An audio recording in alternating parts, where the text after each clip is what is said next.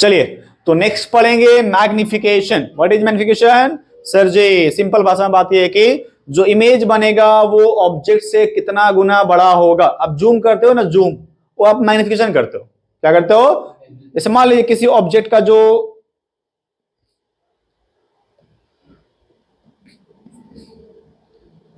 वो मान लेते हैं 2 लिखा हुआ है, तो अगर वो 4 टाइम्स मैग्निफाइड हो गया तो वैल्यू कितना हो गया उसका? हाइट हो जाएगा 8 और वो बन जाएगा 4 गुना, 4 टाइम्स। तो what is the meaning of magnification? Sir magnification का मतलब होता है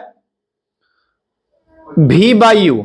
V by you means object image का डिस्टेंस बाई ऑब्जेक्ट डिस्टेंस, या फिर उसको ऐसे भी डिफाइन कर सकते हो एच आई बटा में एच ओ। ये एच आई लिखो, एच आई का मतलब क्या है? Height of image by height of object.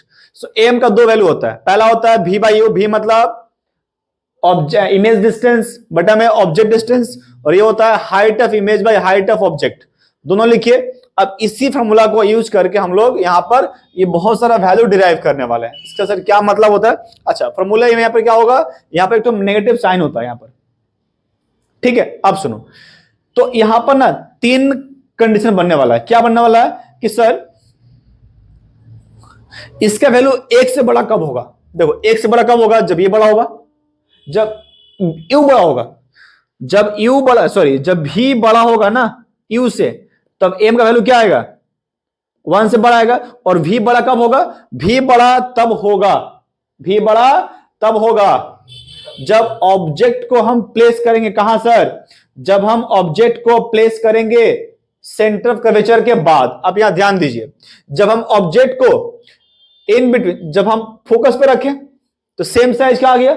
इसका मतलब यहां पर क्या लिख सकते हैं हम? सर यहां पर लिख सकते हैं, यहां जो u है वो v के बराबर है, बट यहां पर क्या होगा? यहां पर v जो है वो u से बड़ा है। यहां भी v क्या है?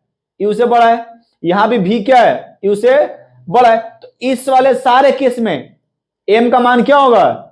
1 से बड़ा होगा, क्योंकि v बड़ा है।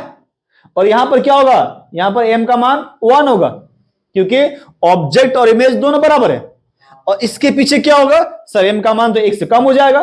कम कर दे भाई, क्यों? क्योंकि इसमें जो ऑब्जेक्ट डिस्टेंस बड़ा है, जो हमारा डेफिनेशन था, जो हमारा डेफिनेशन है ना मैग्निफिकेशन का, क्या है? Image by object. अगर मेरा ऑब्जेक्ट बड़ा हो गया तो ये छोटा होगा, तो वैल्यू क्या आएगा? नेगेटिव वैल्यू आएगा, कम वैल्यू आएगा। तो वही केस है, देख लीजिए। बराबर कब होगा? जब दोनों का साइज बराबर होगा। और छोटा कब होगा? जब इमेज छोटा होगा, ऑब्जेक्ट बड़ा होगा। अब ये तो आप समझ गए, ये 3 कंडीशन। सर अगर m का मान कहीं और लिखा हुआ है, इसका मतलब ऑब्जेक्ट को कहां प्लेस किया गया है? सेंटर ऑफ कर्वेचर के ऊपर प्लेस किया गया है। अगर m का मान 1 से बड़ा आ रहा है, मान लो 1.5 आ रहा है, तो 1.5 का मतलब क्या है? ऑब्जेक्ट का 1.5 टाइम्स बड़ा है। अगर ऑब्जेक्ट का लेंथ 2 मीटर है तो 1.5 मतलब 3 है। 3 हुआ ना? 3 हो जाएगा वो। तो इस केस में क्या होगा? जो m है वो पॉजिटिव आएगा। देखो